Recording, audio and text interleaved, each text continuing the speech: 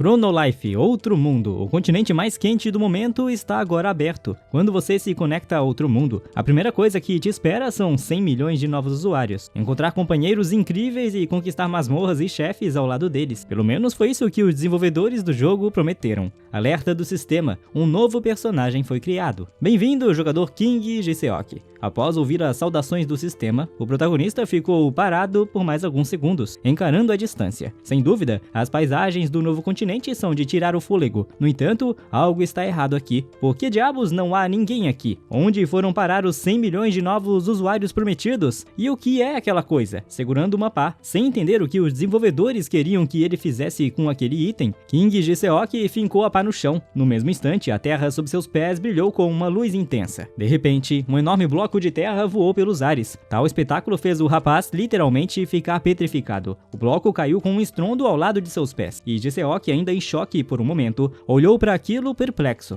O que diabos é isso? Entrei no jogo errado? Pensou ele, sem saber o que mais esperar daquele pedaço de terra maluco. O rapaz decidiu cutucar levemente o bloco com a pá, e então houve uma pequena explosão. O pedaço de terra desapareceu diante dos olhos de Giseok, aparecendo em seu inventário. Ao mesmo tempo, parecia que os autores do Chronolife simplesmente copiaram as mecânicas básicas do jogo mais popular da humanidade, querendo ver se algo semelhante funcionaria com outra coisa. Giseok correu até a árvore mais próxima e, assim que bateu no tronco com a pá, um pedaço se quebrou da árvore e caiu no inventário. Imediatamente depois, o sistema notificou o jogador de que um novo item de criação estava disponível na janela que apareceu à sua frente. O usuário foi convidado a fazer uma cadeira com um único pedaço de madeira. Será que é mesmo tão fácil assim? Não é possível que uma cadeira possa ser criada com apenas um clique. Após pensar um pouco, Giseok confirmou a criação. No mesmo instante, uma cadeira de madeira começou a se materializar bem na frente dele. Por fim, a cadeira foi criada e o bloco de madeira desapareceu do inventário do jogador. Sentando-se em sua cadeira, Giseok riu alegremente e comentou que essa mecânica era bastante incomum, mas sua alegria não durou muito, pois logo ele percebeu que estava sozinho. Para onde ele realmente foi? Será que isso é o mesmo Chronolife? Esse jogo não deveria ser um RPG em que você mata monstros e sobe de nível? Alerta do sistema, o nível de habilidade de criação aumentou. Mais itens para a criação estão disponíveis para o jogador King Giseok, que está sentado em sua cadeira. Em desespero, Giseok abriu o menu de criação. Apareceram mais alguns itens entre as coisas que ele podia fabricar. Isso significa que o jogo ainda tem algum vestígio de habilidade e progresso. Agora o rapaz podia fazer um porrete de madeira, uma espada e até uma maldita catapulta de cerco. O quê? E isso nem era tudo. Na lista de todos aqueles itens, Giseok notou algo que ele queria fazer primeiro. Após cortar mais árvores e reunir outros materiais, ele escolheu o projeto certo e começou a colocar blocos nos lugares indicados pelo jogo. Terminando o trabalho, o rapaz suspirou aliviado. Agora sua casa estava pronta. Aliás, a jogabilidade não era tão chata quanto ele havia imaginado a princípio. Claro, o interior de sua nova casa deixava muito a desejar, mas afinal era sua primeira construção. Satisfeito consigo mesmo, King Giseok deitou na cama que havia feito recentemente. Esse mundo não era tão ruim, e as camas aqui são bastante confortáveis. É bem mais aconchegante aqui do que na verdadeira casa de Giseok. Bem, isso já era de se esperar. O rapaz vive em um pequeno apartamento na Coreia do Sul.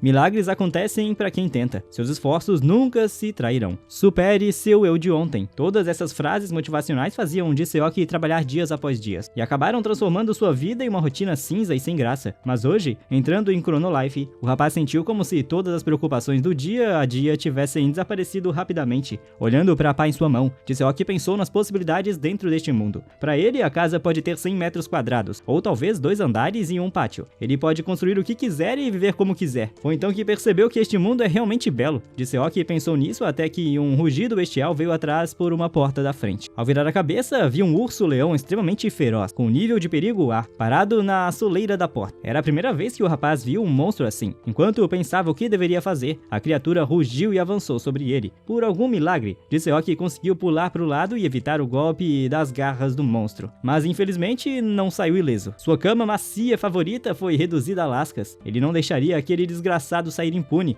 Com tamanha insolência. Você está morto, disse Giseok furioso, apontando a pá para o inimigo. Por destruir a propriedade alheia, este urso homúnculo pagaria com sua vida. E por vida, ele queria dizer a vida de Giseok mesmo. Como esse idiota pensou que derrotaria um urso com a pá? Obviamente, Giseok se afastou para fora do alcance e acertou um belo chute na perna. Após perder alguns pontos de experiência, foi imediatamente revivido em segurança. Foi aí que finalmente caiu a ficha. Ele era fraco demais. Olhando ao redor, o garoto tentou encontrar sua casa. Para sua decepção, só restavam ruínas apenas de sua casinha. A cama e a cadeira morreram uma morte honrada em combate desigual com um monstro, em prantos abraçando o que restou de sua cadeira de madeira. Jiseok caiu de joelhos e gritou que apenas matá-lo já teria sido o suficiente. Por que diabos aquele maldito urso tinha que destruir a casa que ele tanto se esforçou para construir? Bom, aquele desgraçado vai voltar aqui mais cedo ou mais tarde. Jiseok ainda não sabe como, mas com certeza vai se vingar daquele urso sem alma. Horas depois, vagando por seu território, o urso-leão mais uma vez avistou uma pequena cabana no meio do campo. Com um rugido satisfeito, o monstro irrompeu pela parede da cabana a toda velocidade, mas assim que entrou, o urso parou, tomado pelo desespero. "Bem-vindo ao clube, camarada", sussurrou Jiseok sombriamente, apontando os canhões da máquina de cerco para o invasor. No segundo seguinte, ele puxou a alavanca. Dezenas de lanças afiadas perfuraram a pele grossa do monstro, mas isso ainda não foi suficiente para matar o inimigo. Pregado com lanças como se fosse um alvo de dardos, o urso-leão investiu contra o protagonista. E foi exatamente para essa ocasião que Jiseok havia criado recentemente uma catapulta. Esse ursinho tem muita persistência, mas ele não vai aguentar um golpe desses. O projétil voou em grande velocidade contra o rosto do monstro, arrancando todos os seus dentes. Como era de se esperar, o inimigo não sobreviveu ao impacto entre seu crânio e a enorme rocha, levando a pá até o corpo sem fôlego da criatura. Jiseok decidiu primeiro se certificar de que ela não voltaria à vida. Assim que a ponta da pá tocou o pelo do urso, uma luz azul brilhante surgiu novamente. A recompensa por derrotar um perigo de nível elevado. Um monstro rendia um pedaço de carne, 2 peles de urso-leão e 5 ossos. E isso não era tudo no menu de criação. O capacete brutal máximo e a armadura de urso-leão ficaram disponíveis para o jogador. Agora, Jiseok sabe que matar monstros é bastante lucrativo, e por isso decide sair para caçar. No entanto, ele não fazia ideia de que se tornaria não caçador, mas sim a presa. Mal havia fechado o menu de criação, uma sombra caiu sobre ele. Ao se virar, o rapaz viu hordas de criaturas gigantes. O encontro terminou tão rápido quanto começou, e assim Jiseok morreu pela 4ª vez. Depois, pela 12ª e na 49ª vez, os monstros queimaram sua casa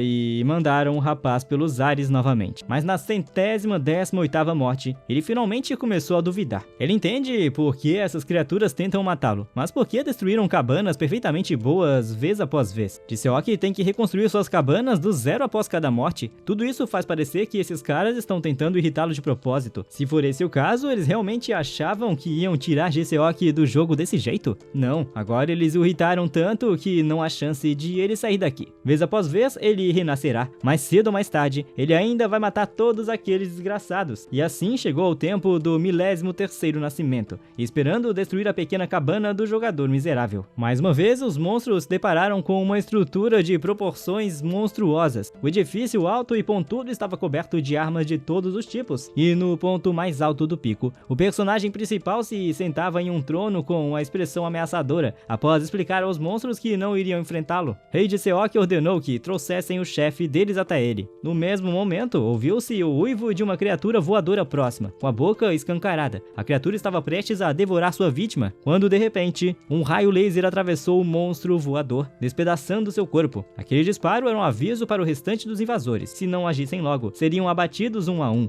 Mas por que estavam apenas parados, sem se mover? Estariam com medo? Jiseok indagou com um sorriso ameaçador. O discurso autoconfiante provocou o exército de monstros. Eles avançavam para a batalha, mas no mesmo instante, a maioria foi derrubada pelas armas defensivas do castelo. Alguns ainda conseguiram atravessar a barreira de fogo, colidiram com o muro a toda velocidade e começaram a tentar abri-lo à força. Suas tentativas apenas provocaram o riso de Jiseok. Ele deixou propositalmente que alguns monstros se aproximassem o suficiente para queimá-los com lança-chamas. O campo de batalha se tornou um inferno vivo, com os restos dos monstros. Percebendo a desesperança da situação, começaram a tentar fugir daquele inferno. Mas o chefe não tolerou a covardia daqueles tolos patéticos. Seu nome é Grantius, e ele é o chefe dos monstros do outro mundo. Nível de perigo, cabra. Qualquer um que ousasse virar as costas pro inimigo, ele esmagava com suas enormes patas. Grantius reapareceu diante dele, e desta vez, Jiseok espera detê-lo de vez. Por sua vez, o chefe dos monstros tinha certeza de que Jiseok era um caso perdido. Não importava o quão alta ou maciça fosse sua construção, não havia como impedir Grantius de usar seu sopro, que agora era carregado para o ataque. O chefe soltou um jato flamejante em potência máxima. É isso, a voz de Jusou soou o momento em que o fogo se apagou. Urus havia dito antes que não importava o tamanho ou a massa da estrutura, que supostamente nada resistiria ao sopro. Ele só pensava assim porque nunca antes tinha enfrentado algo tão gigantesco quanto o Jiseok que havia construído. Comparado a isso, Grantius era apenas um lagartinho. O desfecho foi esperado. Gruntius foi achatado por um único golpe do punho daquele maldito monstro gigante. Tendo derrotado o tão odiado chefe dos monstros, Jiseok saiu de cima do monstro gigante, descendo ao chão. O garoto levou a pá até o torso da criatura morta. Muitos novos itens apareceram imediatamente em seu inventário: 10 peles de Gruntius, um olho, 2 presas, um coração, 6 gotas de sangue e outras porcarias que você não vai ouvir falar de novo. A principal recompensa para Jiseok nessa batalha foi a obtenção de um título. Sua fama começou a se espalhar por todo o outro mundo. Além disso, o governante do outro mundo também mudou. Gruntius foi morto e substituído pelo rei Jiseok. Seres de outro mundo não ousariam mais desafiar o nosso soberano. No entanto, isso está longe de ser o fim. Como Jiseok agora tem o privilégio da posse e pode controlar todo o mundo de Chrono Life, isso é apenas o começo para ele. De agora em diante, ele pode fazer absolutamente qualquer coisa. Enquanto isso, no domínio de um antigo senhor do outro mundo, os 7 comandantes da legião já haviam recebido um alerta do sistema que o Lord Gruntius estava morto. O comandante Doro inicialmente quis enviar uma equipe de investigação para verificar os fatos, mas rapidamente mudou de ideia. O sistema não pode estar errado, então os monstros devem se preparar para a guerra. As criaturas estavam prestes a convocar todas as reservas enquanto, de repente, uma poderosa vibração foi ouvida. Eles não podiam confundir aqueles passos com outra coisa. O Lord Gruntius havia chegado ao seu domínio, surpreendendo grandemente seus súditos. Após se curvarem diante do Lord Doro, o comandante da legião relatou que estava prestes a enviar seus guerreiros para se vingar. Então vocês estão todos reunidos aqui. Uma voz desconhecida foi ouvida da boca de Gruntius. Ao olharem para cima, os comandantes da legião perceberam que o Lorde parecia de alguma forma diferente. Então foram vocês que estiveram me matando e torturando este tempo todo. Tudo o que fiz, tudo o que construí, foram vocês que destruíram tudo. O cara com a pá disse de forma assustadora, abrindo a cavidade ocular da máquina, mirando dezenas de canhões a laser em suas vítimas. Jiseok observou que cada um deles merecia exatamente o mesmo destino. Sem querer ouvir as objeções do monstro, ele ordenou friamente que se calassem e aceitassem seu destino. A semelhança com o sopro flamejante do grande touro carbonizou o antigo domínio do Lorde no mesmo instante. Logo, o solo esfriou e houve silêncio quando tudo voltou à terra. O rei Jiseok começou a minerar minerais valiosos. Aliás, conheça o comandante da 7ª Legião do Exército da Grandeza, Leal Adoro. Esse sujeito será o mascote do protagonista a partir de agora. Perguntando ao chefe se ele estava cansado, Doro se ofereceu para ajudá-lo, dizendo que poderia fazer isso sozinho. Jiseok apontou que Doro costumava ser maior. Como ele havia sobrevivido? De qualquer forma, o Homem-Besta, por sua vez, revelou que podia se regenerar mesmo com parte do corpo, embora estivesse ficando menor e mais fraco, e quando Jiseok disse que, neste caso, não teria dificuldade em acabar com ele. Doro implorou em lágrimas para ser poupado enquanto continuava a colocar blocos de minerais sobre si. O protagonista decidiu perguntar algo ao general da legião. Ele queria saber por que diabos aqueles caras estavam tentando matá-lo.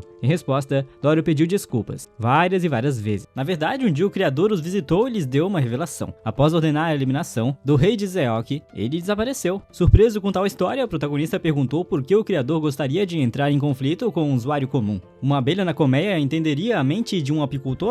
Doro sussurrou com intensidade, então se calou ao ouvir Jiseok dizer que ele estava se achando demais para alguém que poderia ser esmagado com um dedo. Seja como for, Doro não sabe se há uma maneira de encontrar o Criador. Ele também é incapaz de descobrir o verdadeiro motivo. Aliás, a besta também tinha uma pergunta neste momento. O que exatamente você faz? Doro perguntou ao rei. Jiseok explicou com uma risada que queria fazer algo, então decidiu construir uma torre apontando o dedo para cima. Acrescentou que sempre quis estar lá pelo menos uma vez. Seu objetivo é chegar à lua. Parece divertido. E não é interessante o que há lá? Doro, por sua vez, gritou que aquilo era um absurdo. O movimento relativo da estrela na órbita da lua, o peso da torre crescente, a sobrevivência no vácuo do espaço. Fatores demais tornam isso impossível. No entanto, Jiseok explicou que seu amiguinho estava pensando superficialmente. Ele vai até lá porque a lua está lá. É uma questão de romance. E além disso, é só um jogo. Então, de alguma forma, a ideia da torre vai funcionar. Atônito com a estupidez desta lógica e a inépcia da causa e efeito, Doro finalmente percebeu que o sujeito era um completo idiota. Estavam condenados. Mas agora o bruto não tinha escolha, a não ser fingir que seria esse idiota como mestre. E quando surgir a oportunidade, ele certamente o destruirá. Passou-se um dia inteiro. O rei Jiseok e seu pequeno companheiro continuaram construindo a torre. Doro carregava os blocos de minerais até o chefe e o próprio protagonista os colocava nos lugares certos. Ocasionalmente, eles faziam pausas para coordenar o desenho da torre para que tivesse maior estabilidade. Dia após dia se passava. Desta vez, Doro quase foi levado por um enorme pássaro voando por ali. Ah, sim, eles também dormiam no topo da torre, e enquanto dormiam, Eram protegidos pelo falecido Ganturis. Já estava frio lá em cima, então eles tiveram que confeccionar roupas de inverno. Mas mesmo com todas essas dificuldades, se pensarmos por esse lado, durante os dias de trabalho interrupto, os dois se tornaram bons amigos. Todos esses acontecimentos não escaparam aos olhos do criador. Claro que tentar chegar à lua também lhe parecia uma tolice, ainda assim era algo interessante. O criador não quer decepcionar um jogador tão dedicado, então quando ele chegar à lua, haverá um evento interessante esperando por ele. O rei de Seok alcançou seu objetivo. Doro e seu novo chefe vestiram trajes espaciais e pisaram na superfície da lua. É um pequeno passo para o homem, um salto gigantesco para toda a comunidade de Minecraft. Joss nunca pensou que um dia sentiria algo assim, mas quem ficou ainda mais chocado foi Doro, gritando a plenos pulmões de alegria. Ele não podia acreditar que realmente estavam conseguindo. Com certeza, construíram uma torre de blocos da Terra até a lua e se sentaram. Os dois olharam para o maior lápis já construído no Minecraft e comentaram o quão impressionante era a visão. Na verdade, Doro nunca havia visto algo assim em sua vida, e portanto não fazia ideia de que a vista da lua era tão bonita.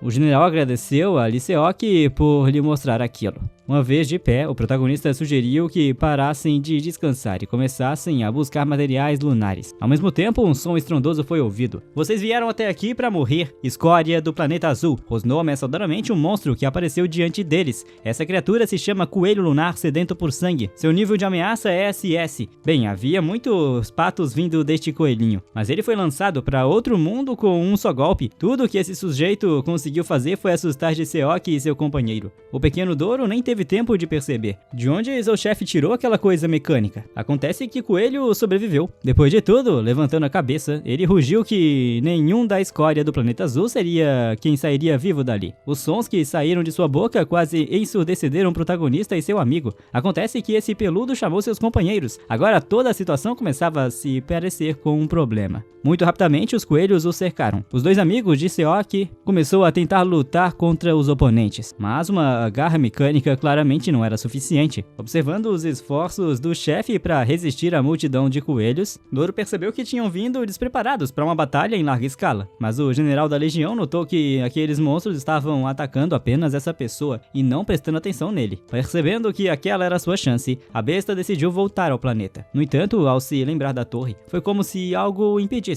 Ao voltar o seu olhar para a terra, ele se lembrou exatamente de quem havia lhe dado aquela vista deslumbrante que era jamais esquecida. Enquanto isso, Seok continuava a lutar contra as hordas de monstros. De repente, um dos coelhos descobriu o ponto cego do rapaz e o atacou por trás. No mesmo segundo, um certo projétil em velocidade tremenda atravessou a criatura. Aconteceu que era Doro, que depois de eliminar o inimigo, pousou ao lado de seu chefe. Surpreso, Seok disse que achava que o general da legião ia fugir. Doro, por sua vez, explicou que não deixaria seu mestre sozinho, pois era grato por ele ter lhe mostrado algo belo, antes que uma multidão de coelhos monstruosos pulasse sobre eles. O protagonista disse que gostava da atitude de seu parceiro. Após o momento, os monstros empilharam todo o seu peso sobre os dois. Doro já achava que era o fim, mas ao abrir os olhos percebeu que estava salvo, voando para longe dos monstros com um traje lunar Power Moon. Seok percebeu que Doro também havia provado um pouco do romance sobre o qual ele tanto falava. Ele passou no teste, então não havia mais motivos para o rapaz se conter. Seu traje de poder tinha muitas ferramentas com as quais ele destruiria todos aqueles coelhos desgrenhados. Estendendo o braço para frente, Seok liberou o poder do traje sobre seus inimigos, com um sorriso sinistro algum tempo depois. Sentados na lua e olhando para a terra, os dois amigos brindaram seus copos enquanto bebiam uma bebida desconhecida. Doro perguntou ao seu chefe se aquele era seu propósito original. Seok, por sua vez, explicou que a ideia de marcar a lua com seu nome surgiu durante o processo. Na verdade, eles gastaram bastante tempo desenhando aquelas letras. Doro se perguntou por que seu mestre estava jogando esse jogo e fazendo tal tarefa. Então, olhando novamente para o planeta, Seok explicou que era divertido. Onde mais ele poderia admirar a Terra sentado na lua? Assim que pensou nisso, a admiração pela paisagem foi interrompida por uma espécie de aura roxa. Aconteceu que houve uma explosão de poder incrível na superfície. Um enorme pedaço do planeta de outro mundo desapareceu em questão de segundos. Observando tudo aquilo, Doro não conseguia acreditar que seu planeta favorito estava quase metade destruído. Fechando a viseira do traje de poder, Seok ordenou que seu parceiro ficasse ali. Ele próprio imediatamente correu na direção de onde a explosão havia vindo. Tudo aconteceu tão rápido que Doro nem teve tempo de dizer nada. Que diabos estava acontecendo? Quem poderia explodir um planeta assim? Enquanto isso, o rei Seok já havia alcançado a superfície. Enfurecido com o fato de que suas construções construções poderiam ter sido destruídas, jurou matar quem quer que tivesse feito aquilo tudo. Assim que chegou ao chão,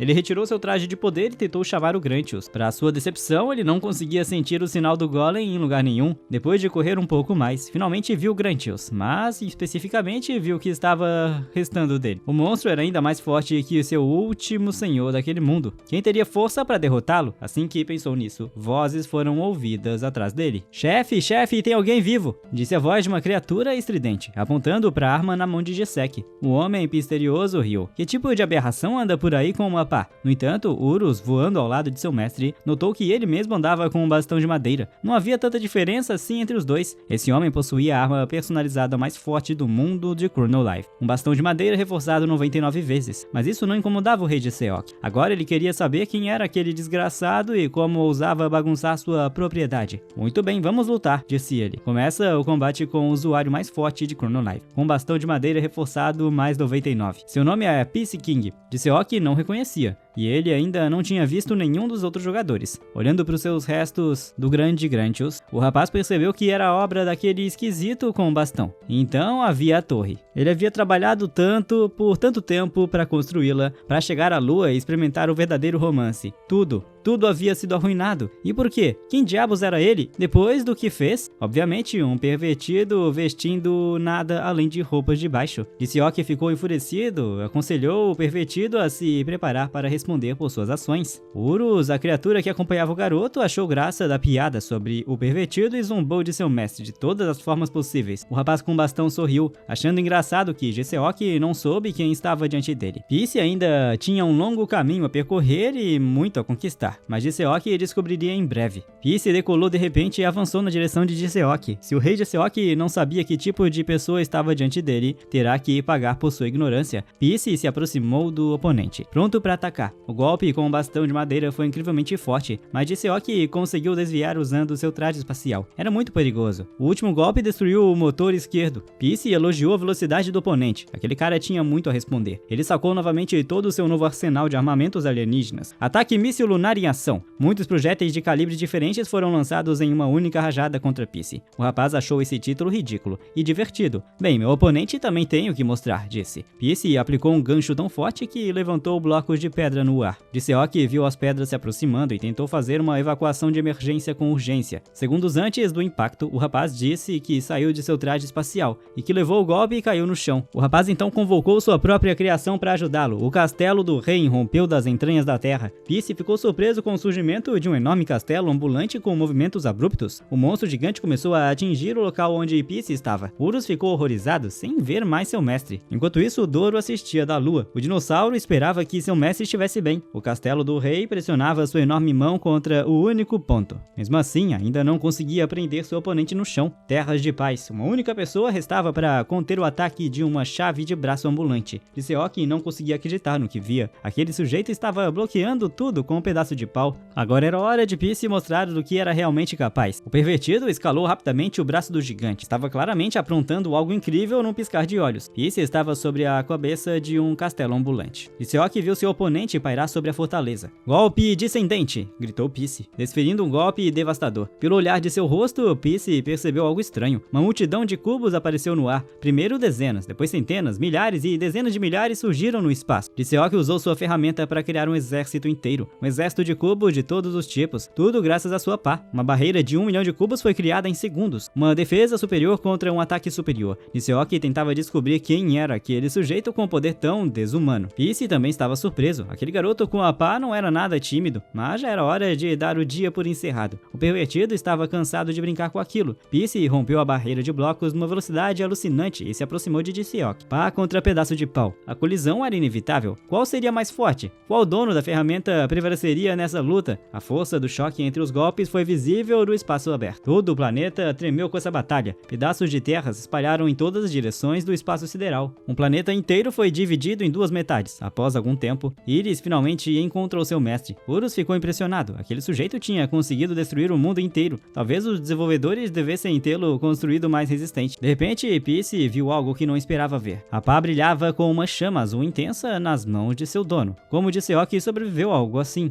O rei de Seok estava em pé sobre um dos pedaços de terra no espaço aberto. Mal conseguia respirar. O sujeito não queria desistir. Chamou o pervertido de nomes e zombou dele mais uma vez, mas infelizmente, fosse por cansaço ou por falta de ar, de Seok perdeu a consciência. Aquela pá parecia muito suspeita. Aquele cara tinha uma arma muito estranha. Claramente não era um jogador comum. Quem ele realmente era? Pensou Pisse. De repente, uma enorme rachadura apareceu. Duas pessoas saíram dela, um homem e uma mulher. O CEO do Chrono Life era Choi Dokbai e sua ainda desconhecida companheira. Choi Dokbai não estava nada feliz que aquele sujeito havia destruído mais um planeta. Mais uma vez, Pisse se dirigiu ao homem como seu avô e perguntou o que estava fazendo ali. O homem fez a mesma pergunta ao sujeito. Naquele momento, a garota notou outro usuário inconsciente e correu até ele. Enquanto a garota tentava reanimá-lo, Pisse perguntou se aquela beldade era neta do avô, enquanto a levantava levemente. A morena continuava tentando verificar o estado de Ji-Seok. Pediu que ele mostrasse mais perseverança. Afinal, foi ela quem trabalhou duro para torná-lo mais forte, mesmo que tenha tido que matá-lo diversas vezes no jogo. Esse é o serviço de suporte bem atencioso, ou para ser mais precisa, a desenvolvedora-chefe de Outro Mundo, Yuria. O garoto mal compreendia o que ela dizia, mas doía muito. Ji-Seok perdeu a consciência mais uma vez. O mais importante é que ele está vivo. O resto pode ser consertado. A garota beijou o rapaz diretamente nos lábios. Esse deve ser o romance do qual Ji-Seok falava. Momentos depois, seus lábios foram novamente queimados pelo vazio do espaço aberto. Bons sonhos, meu querido usuário. Depois de um tempo, Doro tentou acordar seu mestre, dando-lhe um tapa na bochecha. Conseguiu animá-lo. Ji-Seok levantou-se abruptamente e gritou que estava ferido, segurando a cabeça. O rapaz tentou se lembrar do que aconteceu. De repente, começou a recordar momentos recentes. Um mundo despedaçado, uma onda de choque que partiu o planeta, mas tudo aquilo havia sumido agora. Tudo estava intacto e inofensivo. Doro jogou os braços em Ji-Seok. Feliz por ver seu mestre com saúde, um pouco envergonhado, disse que na verdade estava preocupado consigo mesmo e como teria que viver na lua. A julgar pelo fato de que Doro estava por perto, isso significava que Ji-Seok estava na lua. Correndo nervosamente ao redor do rapaz, o dinossauro checava se todos os membros do senhor estavam intactos. Ji-Seok se sentia ótimo, apesar de ter lutado contra um oponente muito forte, mesmo lembrando de ser gravemente ferido na batalha. Ji-Seok pediu para que ele contasse tudo o que aconteceu depois que ele desmaiou. Doro se dispôs a contar tudo o que viu. A primeira coisa que aconteceu foi a Terra se dividir em duas partes. Então uma voz desconhecida começou a sair de uma enorme fenda espacial. A silhueta humana pediu para manterem-se alertas e a se acalmarem. A garota levou o rapaz inconsciente direto para a lua. Tranquilizou Doro dizendo que o garoto estava perfeitamente bem e só precisava de tempo para se recuperar. Usou um feitiço de cura para salvar sua vida. Era um feitiço muito poderoso. Doro perguntou quem era o culpado por tudo aquilo. Era a criadora? Eram todos traquinagens dela? Yuria ficou lisonjeada por Doro lembrar quem ela era. Mas aquilo não era obra dela. Era culpa de outro usuário, o jogador Pisse. Com seu pedaço de pau reforçado mais 99, ele atravessou do servidor principal de Chrono Life, sendo o ser mais forte deste universo. Outro Mundo estava protegendo os novos usuários com uma barreira de sistema que impedia os jogadores do servidor principal de entrar, até que foi destruída pelo pedaço de pau reforçado mais 99. Ele destruiu a barreira com um único golpe. Agora voltou a ser um mundo original, mas Pisse retornará. O pedaço deste mundo será ameaçado novamente. Tudo isso é para Ji-Seok descobrir quando acordar. A criatura espera grandes coisas deste rapaz. Ele precisava provar seu valor em todos os sentidos e realizar muito. Após terminar seu discurso, Yuria reconstruiu o planeta destruído. Uma energia tremenda pressionou as duas metades do globo. Tudo parecia a formação de uma supernova. A poeira assentou e Doro tentou abrir os olhos. Sua surpresa foi indescritível. O planeta havia sido totalmente restaurado. Doro olhou ao redor, mas a criadora havia desaparecido assim que sua presença deixou de ser necessária. A barreira mágica também foi restaurada. E assim, enquanto Ji-Seok continuava desacordado, após ouvir com atenção seu acólito, o rapaz hesitou. O cara está moralmente perdido em si mesmo. Ele foi arrogante demais. Ser chamado de governante de outro mundo fez pensar que era invencível. Ele achava que aquilo era bastante patético. Mais uma vez, não conseguiu defender nada. Doro tranquilizou o Lorde. Afinal, ele havia sobrevivido à batalha contra o jogador mais forte, o que já significava que havia lutado bem.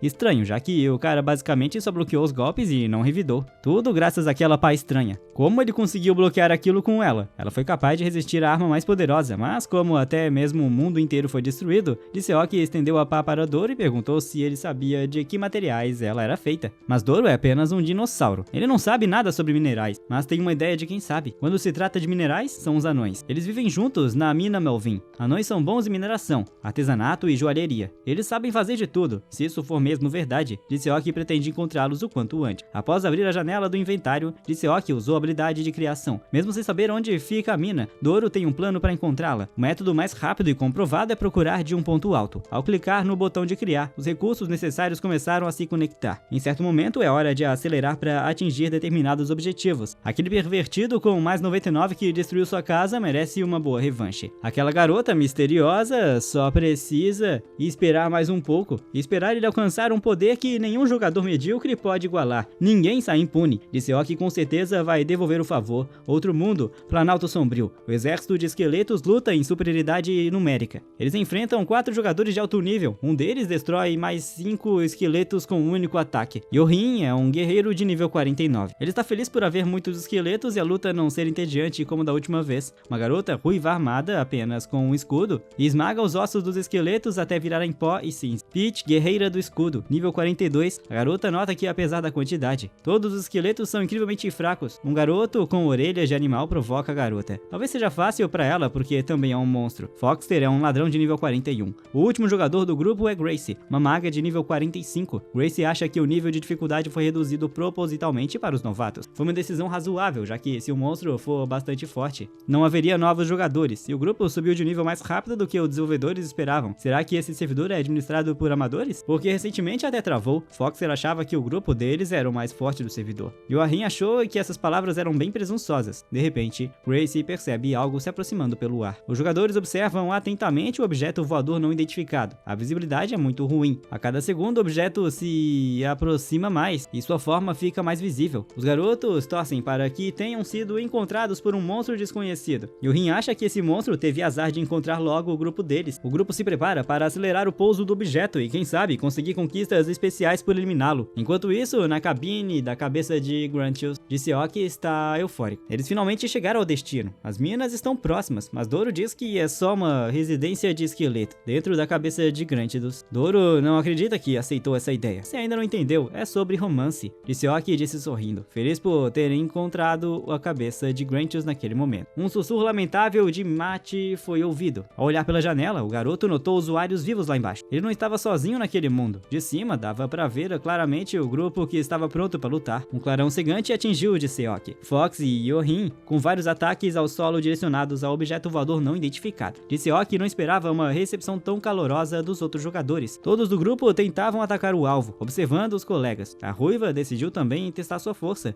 Ela arremessou seu escudo com grande força rotacional e o máximo de impulso, o que deveria atravessar a defesa do monstro de primeira, mas o escudo apenas ricocheteia na máquina voadora de Seok. Todos os ataques não são mais fortes do que gotas de chuva batendo em uma janela. Seok não entende por que estão tão fracos. Talvez sejam só novatos, mas depois da luta contra aquele cara de cueca, a diferença é gritante. Doro pergunta ao cavalheiro o que farão com aquele grupo de jogadores. Vão simplesmente deixá-los ir? De jeito nenhum, Seok quer deixá-los ir, já que atacaram primeiro. O garoto precisa acertar as contas. O rei Seok se vira para Gruntilus e ordena que os atacantes sejam punidos. Disparem uma rajada de tiros de canhão. Acabem com eles. O grupo de jogadores notou as mandíbulas do monstro desconhecido se abrindo. Gruntilus carrega sua arma para revidar. Vendo a situação, Yorin sente que estão com sérios problemas. Um golpe chamado Mecha Beam foi em direção ao grupo. 3 do grupo são atingidos diretamente. Foi a primeira vez que enfrentaram algo assim. Yorin observava horrorizado os companheiros derrotados. Foi inacreditável. Apenas um ataque derrubou 3 membros de um grupo mais forte. Seok viu um sobrevivente. Era melhor ter sido atingido primeiro, mas agora era hora de atirar até acertar diretamente o último alvo. Então mais ataques poderosos foram lançados, disparando uma grande quantidade de feixes em direção ao último aventureiro com seu suporte ciático brincalhão. A terra foi tomada pelas chamas. Era impossível ver o que estava acontecendo. Milagrosamente, Yorin conseguia desviar dos raios mortais, mas não durou muito. No fim, todos os alvos foram atingidos. Após o pouso, Seok e Doro saíram para observar. Yorin estava inconsciente. Nem mesmo a espada do fabricante das armas foi capaz de ajudá-lo contra a ameaça iminente. Doro não entendia por que haviam pousado, já que não havia ninguém ali para perguntar o caminho das minas, a menos que Seok ressuscitasse os esqueletos antigos e descobrisse o caminho com eles. O garoto gostou da ideia. Isso pode funcionar.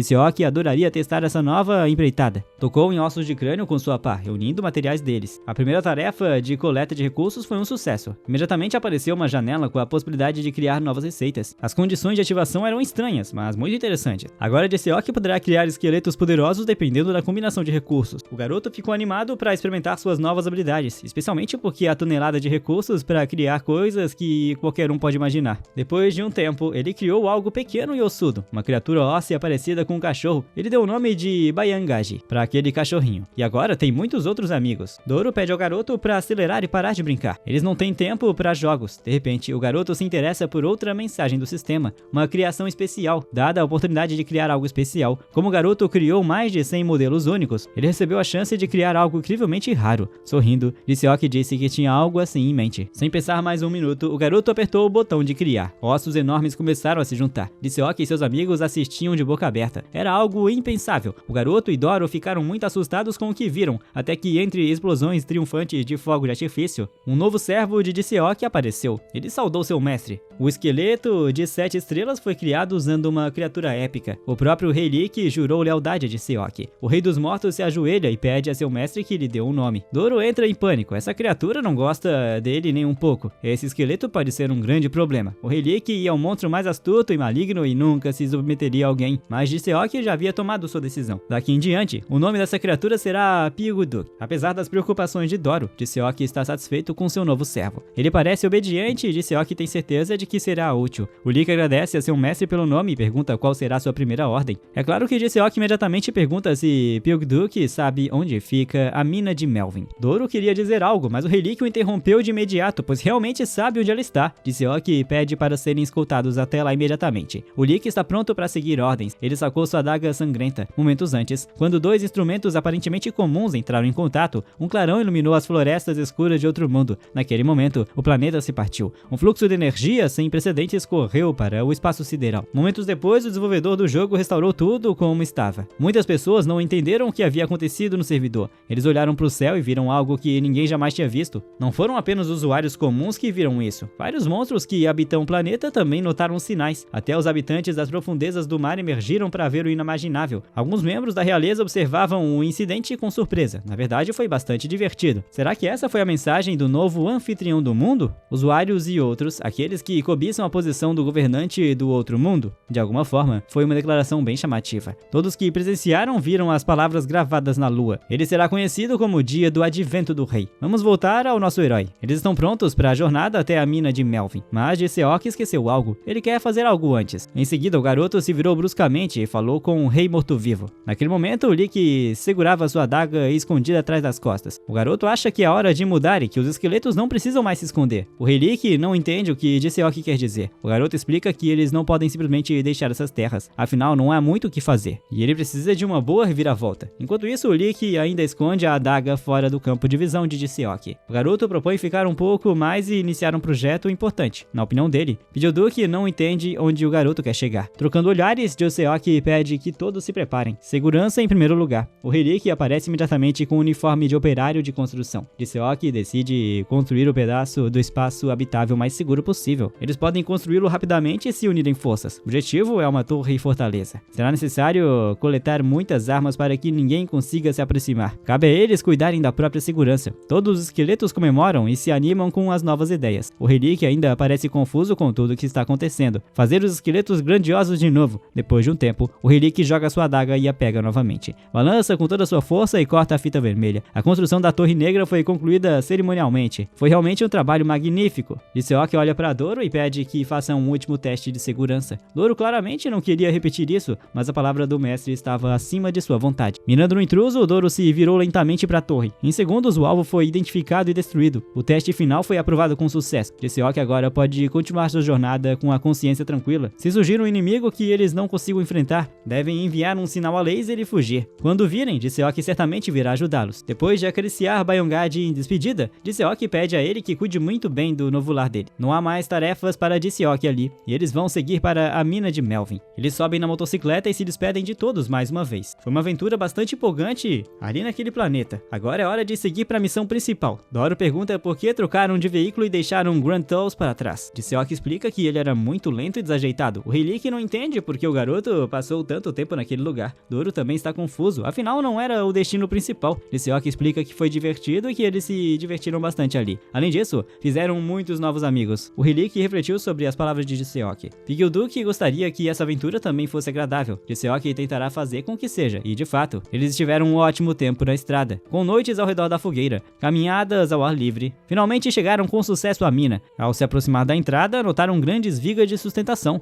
Toda a passagem estava iluminada com lâmpadas vermelhas de mineiros. Era um lugar bastante impressionante à primeira vista. Ok, tudo bem. Mas onde estão os anões? De acordo com a última lembrança do Rei Lick, não havia notícias de anões na mina havia bastante tempo. Tisseok ficou chocado com o que ouviu. Desde certo dia, os anões pararam de sair da mina. Entre os que entraram para descobrir o que aconteceram, nenhum retornou. Doro entrou em pânico e perguntou por que o Lick não contou isso antes. O Rei Morto-Vivo respondeu que ninguém havia perguntado. Enquanto o grupo pensa sobre o que fazer agora, alguém os observa em cima. De repente, Tisseok percebe duas pessoas o atacando à distância. Doro e Lick defendem-se do ataque dos estranhos. Olhos vermelhos brilhantes os encaram com curiosidade. Tisseok pede para Pigduck verificar o que está acontecendo lá. Lick está satisfeito por cumprir a tarefa. Ao ver o Rei dos Mortos avançando agressivamente para a batalha, Tisseok pede para que eles não sejam mortos, apenas capturados. E Lick dá 2 tapas fortes nos 2 anões. Tisseok observa os atacantes com atenção. São as caras que eles estavam procurando. Ele achou estranho os anões estarem tão agressivos. Ou será que eles são sempre assim?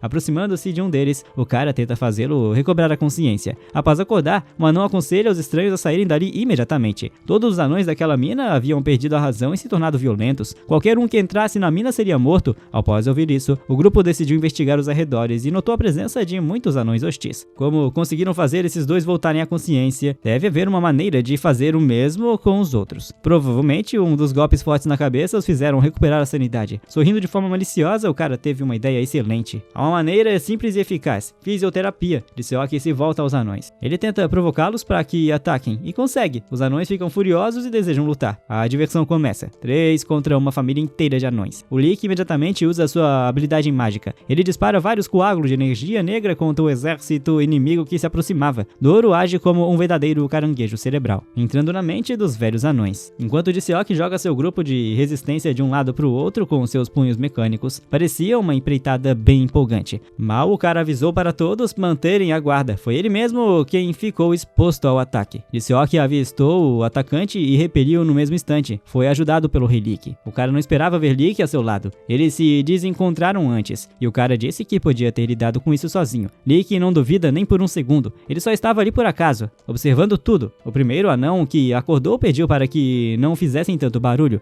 Um barulho assim poderia acordar os verdadeiros monstros. De repente, uma enorme pata óssea atravessa a parede da mina. Naquele segundo, todos ao redor ficam paralisados. Surpresos, a besta adormecida havia despertado. Ninguém jamais havia encontrado essa criatura antes, nem mesmo Doro, que conhece todos os grandes monstros. As coisas tomaram um rumo completamente diferente. Agora eles terão que lutar contra um oponente mais poderoso que um bando de anciões enlouquecidos. Tisseok e Doro recuam para um local seguro a fim de traçar um novo plano. Era um dragão zumbi ressuscitado por uma maldição. O monstro não dá chance de preparo e ataca subitamente por motivos desconhecidos. O dragão zumbi parece perseguir apenas Tisseok. Doro está aliviado por, desta vez, não ser ele a isca para atrair o monstro. Algo precisava ser feito com urgência, pois a situação está fugindo do controle. Tisseok sai correndo e convoca Gruntilus. Gruntilus tem uma agora oportunidade de provar que não é tão inútil quanto parece. O monstro hostil está pronto para a batalha. Então a batalha dos gigantes está prestes a começar. Cada oponente parece intimidador. Gruntilus não está acostumado a ser subestimado. Ele liga seu motor e tenta ganhar altitude para continuar a disputa de olhares. Com um movimento repentino, o dragão zumbi atinge a hélice e o força a cair no chão. O monstro agarra a cabeça do Gruntilus com suas patas. Parece que essa luta terminará em derrota para o Homem Verde. Doro não consegue controlar o Gruntilus. Seus movimentos estão duros. Ele precisa de seu corpo. Agora, Tisseok ouve um pedido de Doro, mas ainda não sabe como pode ajudá-lo, pois não tem os recursos necessários. De repente, o cara lembra de uma característica interessante. Ele consegue criar algo assim. De repente, um brilho forte surge no lugar da cabeça de Gruntilus. O dragão zumbi apenas observa o clarão, sem entender o que está acontecendo. O monstro viu algo incrível à sua frente. Tisseok mais uma vez criou um objeto usando a habilidade de criar os ossos. Dessa vez é uma criatura lendária e o número de estrelas impressiona. Um enorme Grunturis esquelético de nível extremamente perigoso surgiu diante do pobre dragão zumbi. Seja por medo ou confiança, o monstro soltou um grito agudo. Grunturis achou que deveria atacar de frente com a cabeça. O monstro desmaia imediatamente e Grunturis esquelético arremessa o inimigo bem alto com sua cauda. Tisseok observa tudo de perto e ordena que o monstro seja finalizado. Grunturis ergue a cabeça e abre a boca. Ele reúne energia suficiente para um ataque final. Um golpe direto no inimigo. O poder de tal ataque praticamente vaporiza o dragão zumbi. O raio continua destruindo tudo em seu caminho. Todos observam esse efeito inacreditável. Claramente ninguém ali já tinha visto algo assim antes. Tisseok também está satisfeito. Talvez este monstro fosse o responsável por todos aqueles desaparecidos misteriosos. Havia espectadores do lado de fora também. Eles observavam a enorme coluna de energia atravessando a montanha antiga. Um deles acha que, pelo jeito, eles conseguiram derrotá-lo. O que vão fazer agora? O homem de cabelos grisalhos pergunta a seu mestre, que tira um pedaço de papel e amassa. Era realmente uma boa pergunta. O contrato já não valia mais, e o homem o jogou fora. Esse homem é um tubarão chamado Hurt Hitter, e seu assistente é Rin. Parece que eles terão que entrar em contato com algum idiota, em breve. O barulho na mente dos anões cessou. Os anões que recobram a sanidade começam a comemorar sua libertação tão esperada e se aproximam do olho do dragão zumbi derrotado.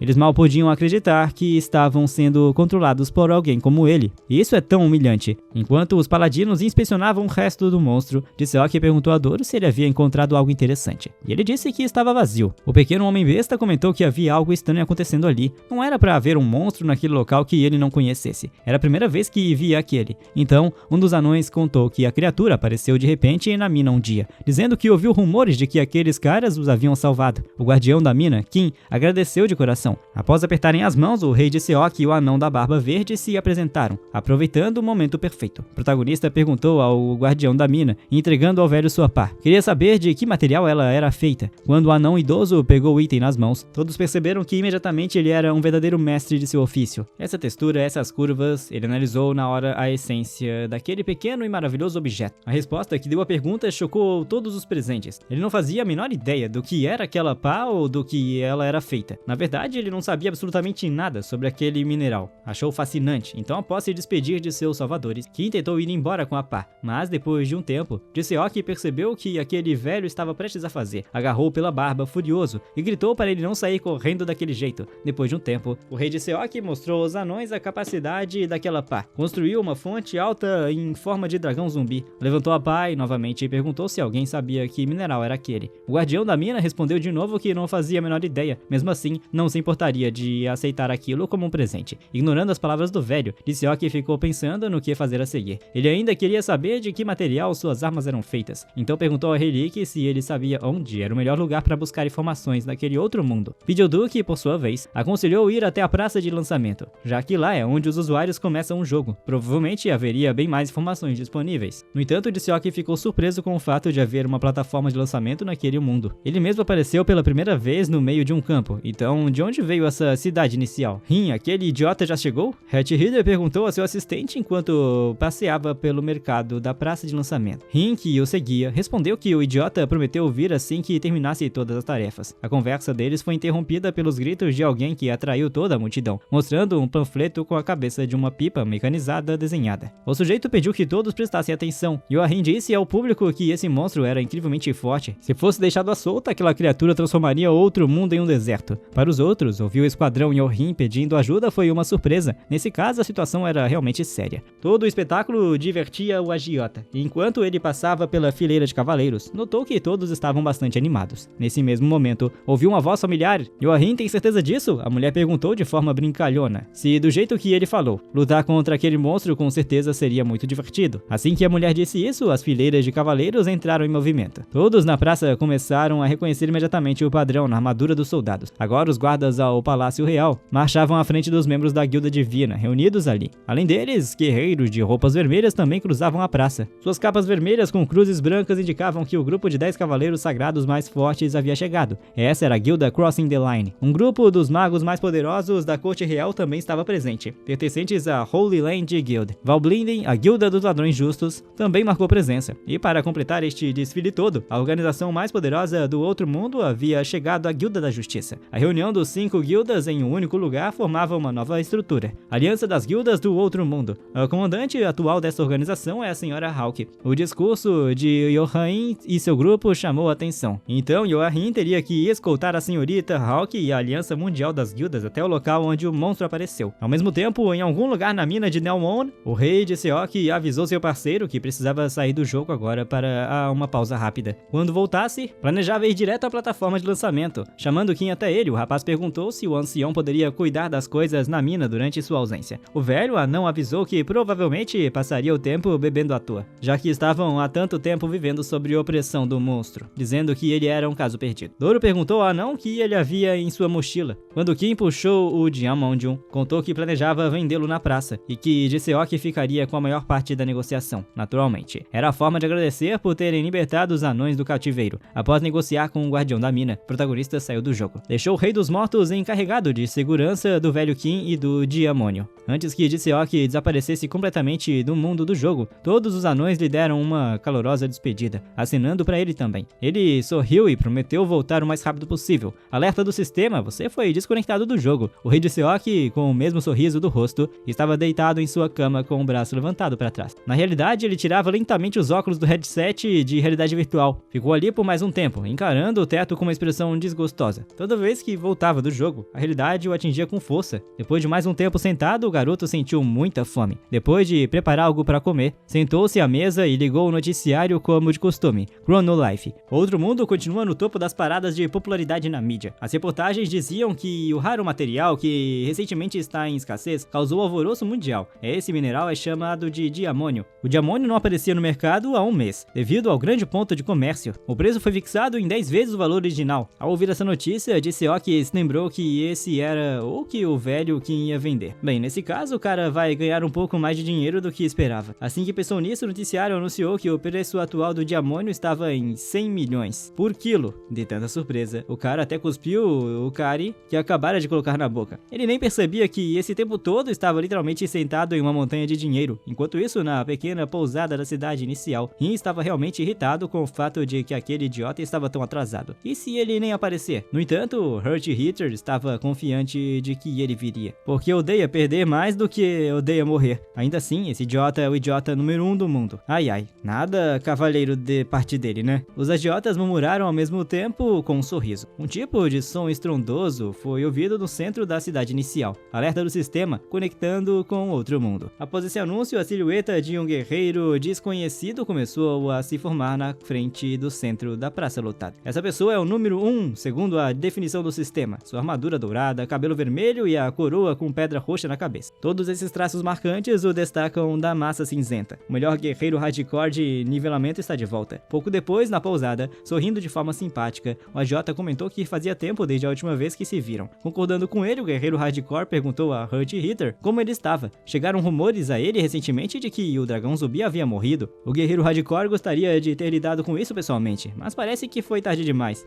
Enquanto Rin servia chá para o convidado com irritação, Hurt Hitter começou a falar sobre o garoto que matou o dragão zumbi. Parece que ele tomou posse da mina Nelwon depois da luta. Após bater em Rin, o guerreiro hardcore pediu para se aproximar da ação. "Você vai me mandar eliminá-lo?" perguntou, tomando um gole épico de chá antes de cair no chão gritando de dor, com a língua queimada pela bebida quente. Enquanto isso, jogando um tipo de papel no cara caído no chão. Hurt Hitter perguntou se ele aceitaria a nova missão. A folha caiu bem no rosto do guerreiro hardcore de nivelamento. Sua missão será encontrar quem tomou posse da mina Nelwon nas terras altas sombrias. O guerreiro hardcore deveria então cumprir o que estava estipulado no contrato. Ao mesmo tempo, na mina Nelwon, de repente o mestre dessas terras estava de volta ao jogo. Mas por que tão rápido? Nem se passaram algumas horas desde que ele apareceu no outro mundo. O rei Jiseok disse que eles deveriam se apressar hoje. O destino é a praça inicial. O velho Kim também não esperava que o cara fosse aparecer. Então saiu ao encontro dele usando roupa de cochilo da tarde, animado com o que ouviria nas notícias. Jiseok perguntou ao anão se o diamônio estava pronto, e tudo já estava preparado para sair. Então o cara anunciou que estavam partindo agora. Ninguém entendeu qual era a pressa. Jiseok mais uma vez deixou o Leoric encarregado da mina. Ele escolheu o guarda mais esperto e mais forte para proteger uma instalação estratégica tão importante, notando que o cavaleiro estava apressado demais. O Joyduke comentou que aparentemente o preço do diamônio estava bem alto, afinal eles estão ao lado de uma terra sombria. Todos sabem que o diamônio não aparece com frequência, nem mesmo em lugares ricos em minerais. Por isso, o rei morto-vivo lembrou que talvez não fosse seguro transportar materiais tão valiosos. Não basta segurança, é preciso de um meio de transporte confiável. Após pensarem no que usariam para transportar tanto diamônio, o Lig e seu mestre chegaram a um consenso. Após alguns minutos, toda a quadrilha estava sentada num veículo improvisado feito da cabeça do Grunturis. A ideia de Pigilduke acabou sendo bastante engenhosa. Eles simplesmente destacaram a cabeça, resolvendo todos os problemas de segurança. Além disso, esse meio de transporte era não só conveniente, mas também bem rápido. Enquanto Jiseok olhava orgulhosamente, Grunturis, ao som de um arco foi ouvido por perto. A flecha voou em velocidade tremenda e perfurou a roda do veículo. O impacto foi tão forte que lançou Grunturis para o alto, deixando Seok e todos os outros atordoados. O exército da Guilda Mundial apareceu no topo da colina mais próxima, e quem disparou a flecha foi a senhorita Hawk. Grunturis ficou cercado em campo aberto. Para Hawk, era o cenário perfeito para começar sua apresentação, mirando uma flecha com um TNT amarrado no céu. A mulher anunciou um ataque total assim que soltou a corda do arco. Um clarão vermelho apareceu no céu, era um sinal para o restante das tropas. A Guilda Divina, liderada por seu comandante, assumiu o ataque principal. A equipe da guilda cruzando a linha, com Mad